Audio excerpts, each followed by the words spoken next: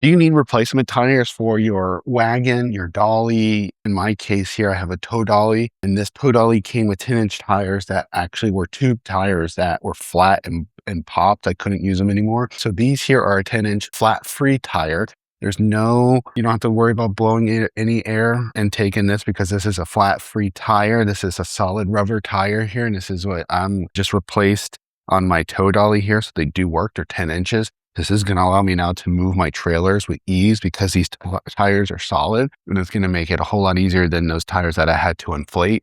Again, it's a 2-pack, so you do get 2 wheels. So if you had a hand truck or a wagon or a trolley or anything like that, that you need to replace the tires because you have a flat, check out these flat-free tires. And again, it's a 2-pack, flat-free.